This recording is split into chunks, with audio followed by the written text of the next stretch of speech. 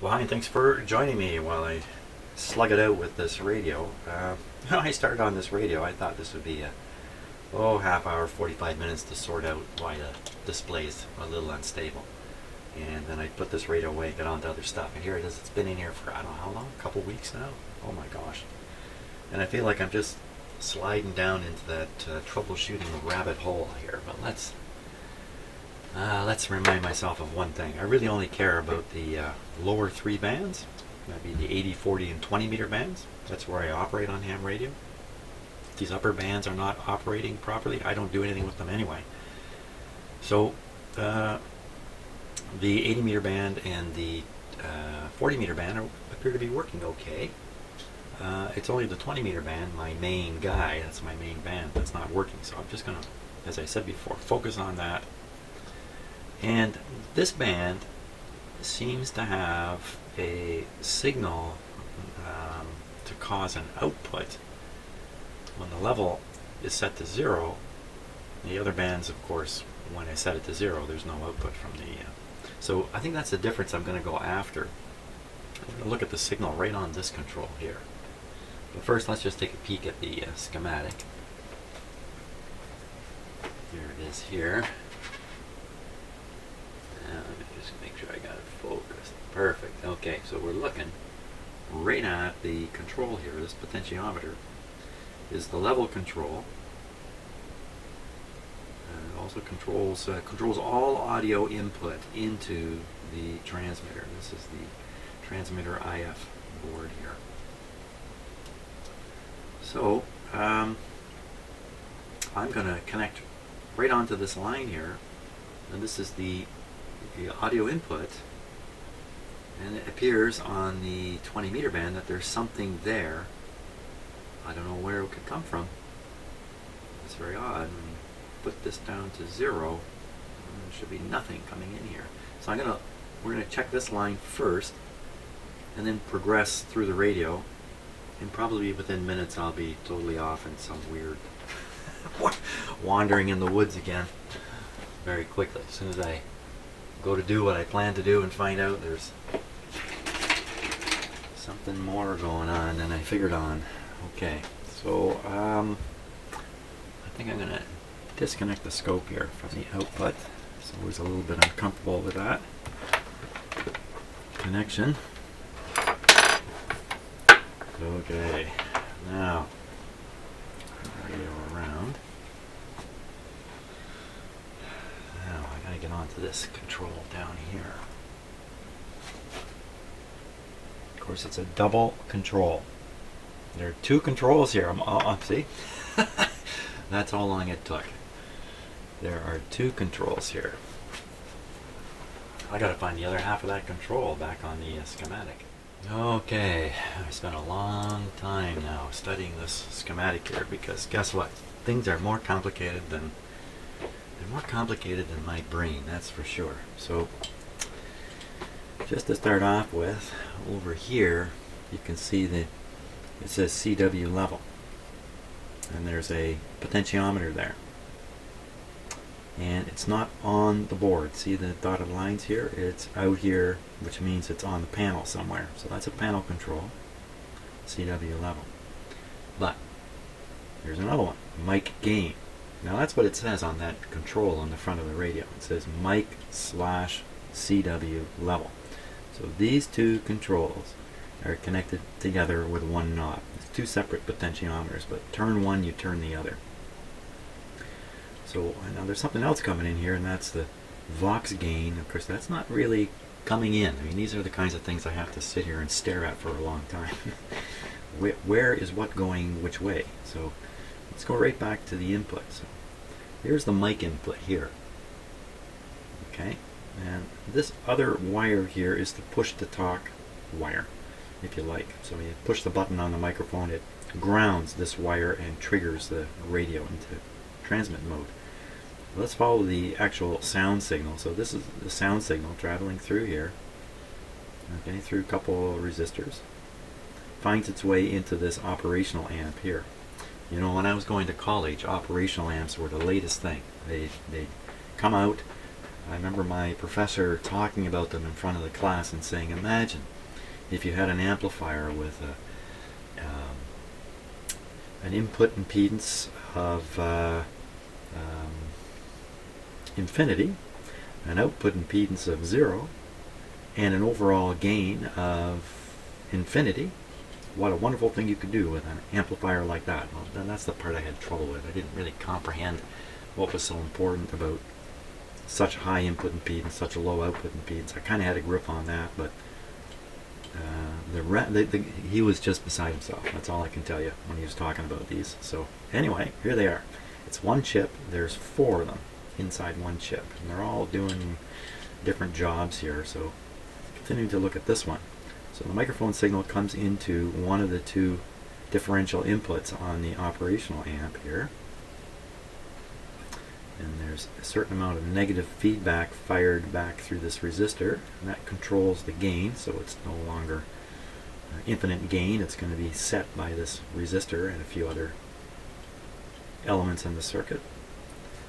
The output comes here, so this is an output now, amplified either microphone or patch in, which is normally a telephone, but today that's where I would be putting my computer into it. My computer sound card would be plugged in here, and the PSK31 audio tone coming through here into the amp, out of the amp, boosted up this way. Part of it goes through this resistor to ground, another part goes through this resistor to ground, and then a portion of the signal is tapped off here, fired on into another operational amp. The output is then boosted by this transistor, and there it goes. It goes off to the, I believe this means to the balance modulator, off on another board somewhere. So now some of it is fed back this way through this variable control, Vox gain, fired back, and then it gets into all this, and the whole situation here gets quite complicated. I'm not about to explain what all is going on down here, but this is the Vox circuitry, which will automatically trigger the transmitter if there's a sufficient input coming in on this through this circuit. So now I'd have to think that if they put together this control and this one, it's because they anticipate the radio only working with one of these controls at a time. Or, for instance, if I have the radio set for CW, then obviously the CW level control becomes very important. But where this control is set is no longer important and no longer interested in any signals coming in through the front end here. It could be because somewhere, I mean, they could still be coming in, still be amplified, still be working their way a certain distance, and then they just cut off. They don't make it all the way into the radio. I really don't know for sure how this is done. On the other hand, this could be muted. Could be muted with some diodes here. I don't, there's diode, look at that. There's diodes there doing something. There's diodes down here doing something.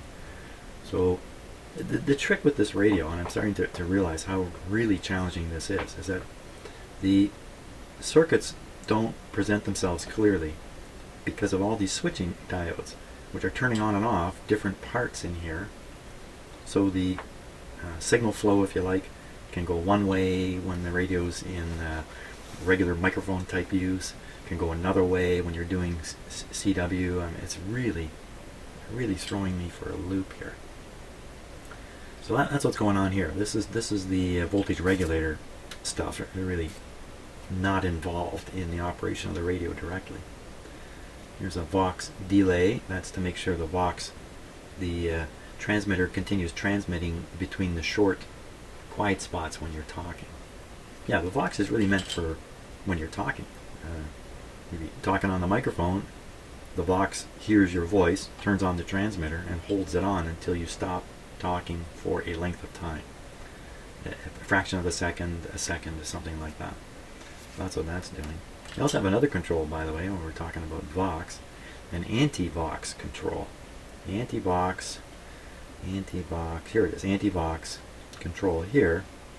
Why they have CW there is throwing me.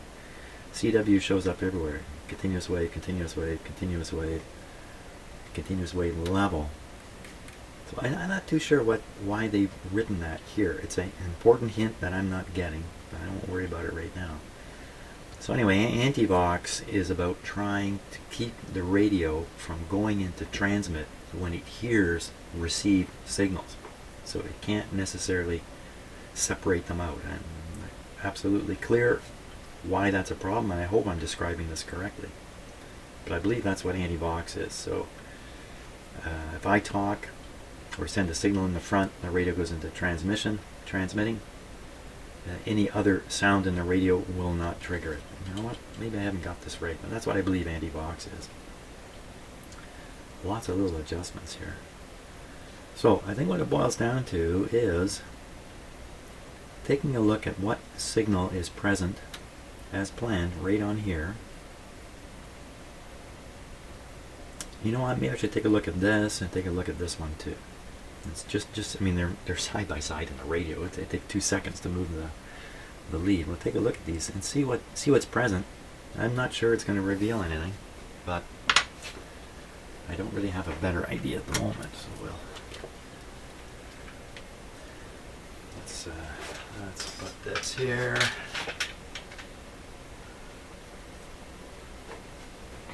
Now, so triggering it, so talking on the microphone, which I don't have, or using the audio generator, which you can't see right now, it's behind the radio, kind of the same thing to the radio. But transmitting in CW is a very different matter. Very differently done. So I plan to use the voice type approach here when I'm using PSK 31. So I'm going to stick with that and not worry about the CW side of things. Also, I don't plan to do any Morse code transmitting. Not right now. I have to learn about 10% of the Morse code again. Okay. So now, how can I tell? Because there's two controls here. How can I tell which is which?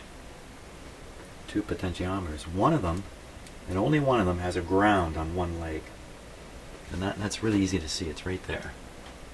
That big lug there is actually a ground to the chassis, and behind it, the terminal is soldered to it from the potentiometer. So that front potentiometer is the mic gain, and the back one is the CW. So I'm going to go right on this middle terminal here. How easy is that? We'll see what we see here. Actually, I'm going to do it with a scope. I don't want to put that there. Put this guy here.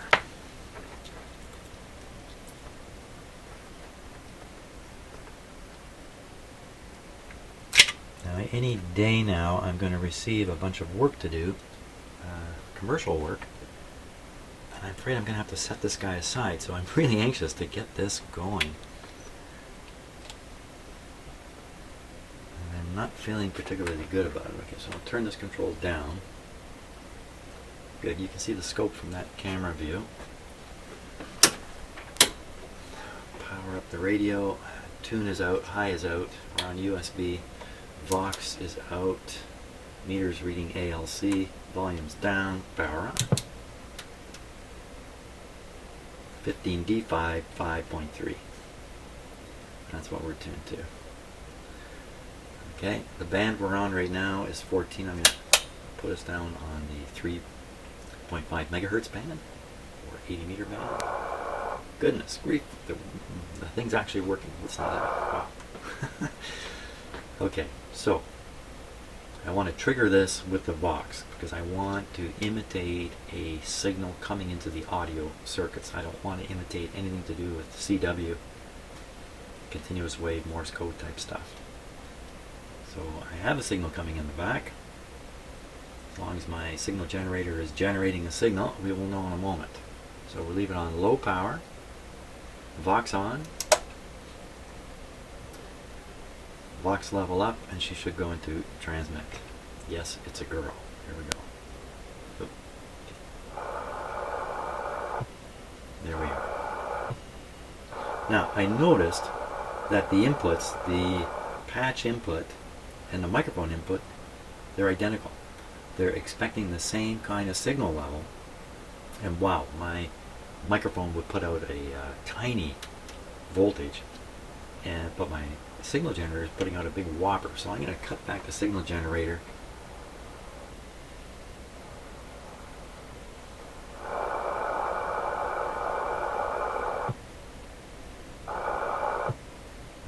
You know what? I know from experience that when I'm using the radio, I usually am turning this up about that much. Maybe it's not such a big signal. Yeah, just turn the audio generator enough to trigger it.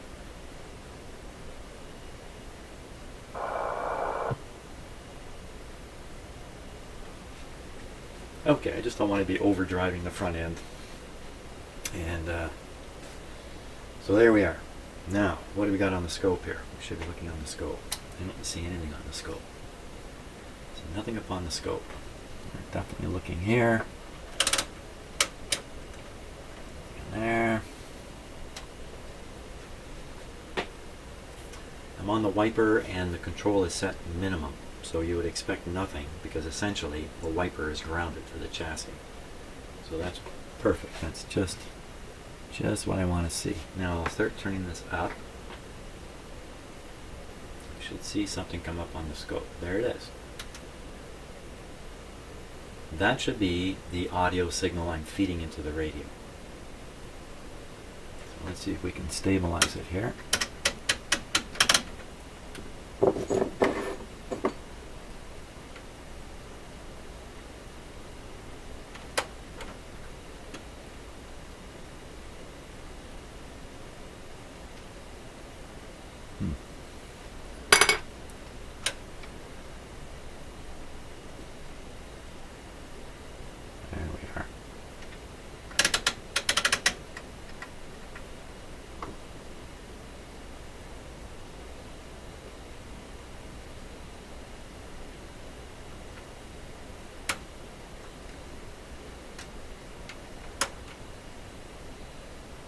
Scope has a hard time triggering on some of these signals. There we are. I noticed the top looks fairly nice. The bottom is flattened off. And you can hear it. I don't think you could hear it. Maybe you can in the microphone. You can hear the whine of the something. It has a sharp sound to it. To me, that's the I can hear the higher frequency harmonics caused by the cutting off of the signal, producing this sharp corner here. It requires fairly high frequencies. Boy, I tell you, if that's true, that's what I think. So what I'm going to do is I'm going to try to not put my arm in front of the camera here. Let me see if I can get rid of that. Just by cutting back the input signal a little bit. Yeah, see, it's just...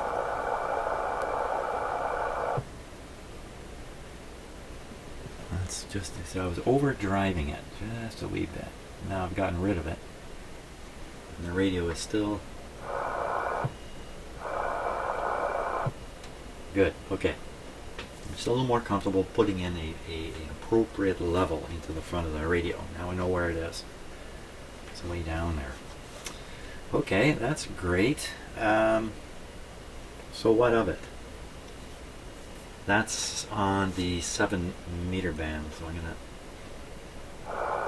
7 meter band. Oh my God! Okay. It's on the 3.5 megahertz band, 80 meter band. Wow.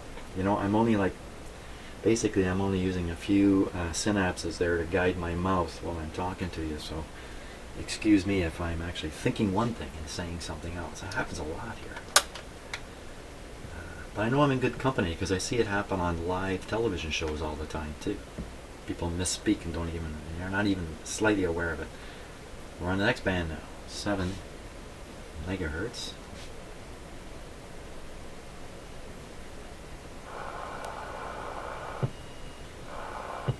Funny, nothing funny happening there. Now we'll go up to 14, the mystery band. There we go. Okay, nothing changed on the screen here. I'll give you a longer shot. Into transmit now. Okay, so there's nothing unusual happening with that. There's no...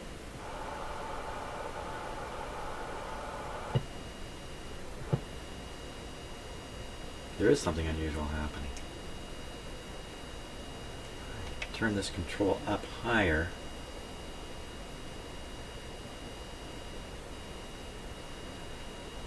There, have a closer look at this.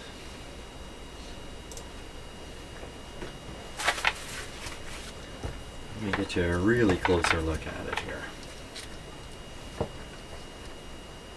a little bit subtle to see what's actually happening.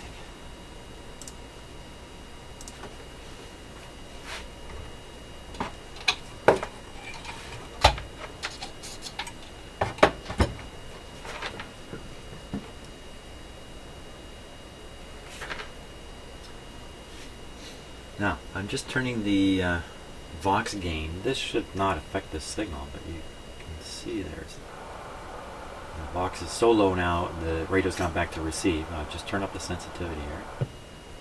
Now it's transmitting, everything's fine, but if I keep turning up this Vox control,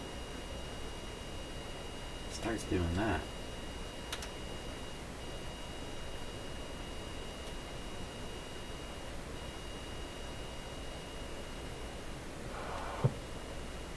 You can hear it. Again, that high-pitched, sharp, mosquito-like sound, I think is this little dip here. Oh my gosh, look at that. I didn't realize how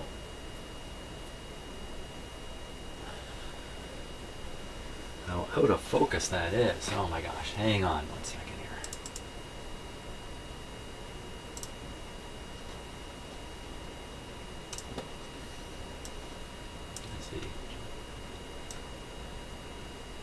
So far I've gotten almost nowhere. Okay, now, today with this radio.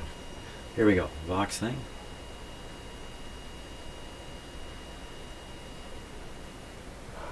There, too low and it cuts out. Just cuts in, that's beautiful. I wouldn't expect that the Vox gain could cause any kind of disturbance on this signal we're looking at, but it is. That's pretty interesting. Fortunately, you know, when I'm broadcasting in digital mode, I think a lot of crap can be in there in the digital mode, but it doesn't matter. The far end will still decode my signal, and no one's really listening to it, and no one really cares about the quality of the sound of the signal. It's just, can it be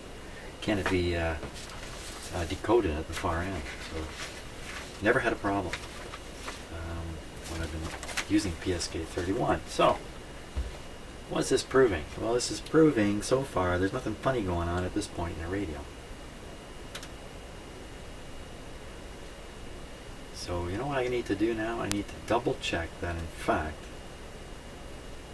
the radio still does what it was doing the other day, which is produces a signal when the level control is turned all the way down. Oh my god. Here we go.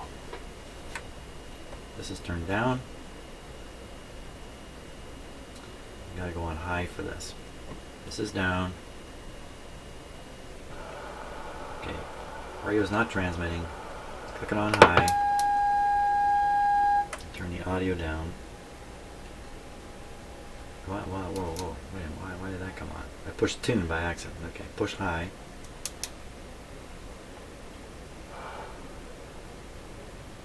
Now we're gonna trigger the radio with a Vox control. It's going to transmit. It should transmit no power. It should transmit no power. No power. No power. Let's see if I can figure out why this. There, that's a little better. So you can see the power meter. This control's down. Okay, I'm ready to trip it here. I think we're going to end up seeing this meter pop up.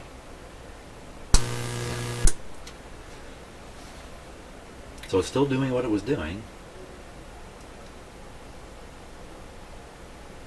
Wait a minute, how did that... With this turned down... I don't think the radio should trigger at all. Okay, let's go to working band, down. I think I should not be able to trigger it.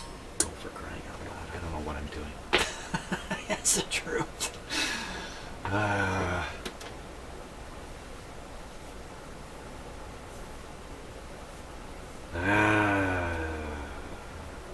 Okay. That's it for now. Okay, so I'm going to take a little bit of a different approach here in terms of video shooting, and I'm just going to turn on the camera when I find something interesting, and the rest of the gobbledygook I'm not going to record because it must be driving you nuts to watch. It's driving me nuts to do it. So the first thing I've decided to do is look at the output on board C. Now, it's just a little bit awkward here, but I'm just going to flip my camera around as the boards will allow it. There we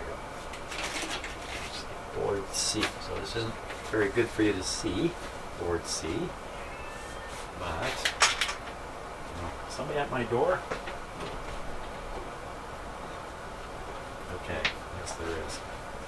I have a visitor here. Yes? Once again, he's not impressed with how I'm doing here in the shop. So, so here we look at the output. The output here of this board is found here on pin 24. So what I'm going to do is I'm going to look at the output of this board in transmit on different bands and see what this looks like. And we'll start with the bands that appear to be working. We don't agree, Spunky, eh?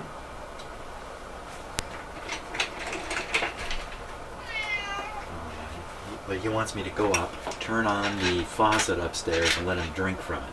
That's what he wants me to do. I know him. I've known him for a while. He's 16 and a half years old. He and I go way back.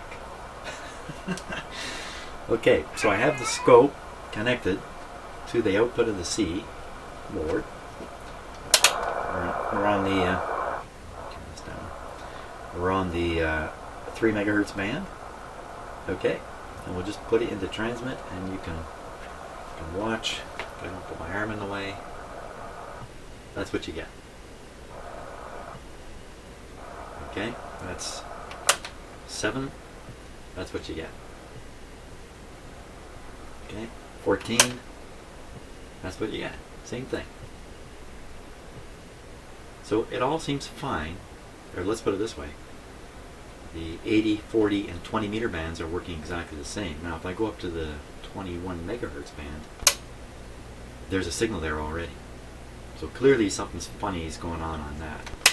WWV and all the rest of it all have a signal when it really should. That was kind of weird. What was that? The signal showed up on the 14. Oh, come on, don't. I'm supposed to be working at simplifying this, not making it more complicated. I'm not at all sure what happened there. It's all back to normal now, though. It's all back to abnormal.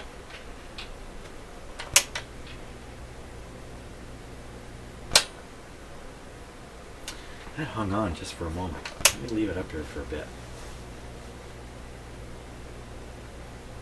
Maybe I'm charging up a capacitor or something like that. Now we'll flip it back to 14 megahertz band.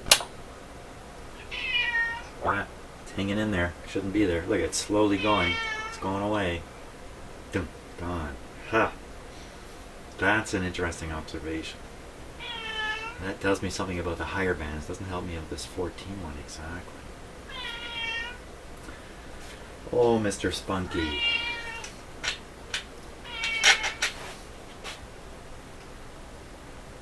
What's up, buddy? What's the matter? Today too cold for you? It was minus 27 here when I got up this morning. Give me water. I'm dying. Hey, Spunky. Spunky, get your nose out of there. Come here. Say hi to the camera. Up here. Oh, okay, so he's not. He's only got one thing on his mind. That's give me some water. There's a look at my my shop there as I develop it a little bit. Enough of that. Now I have to go feed the cat. I'm gonna completely forget. I have to go water the cat. I'm gonna forget everything.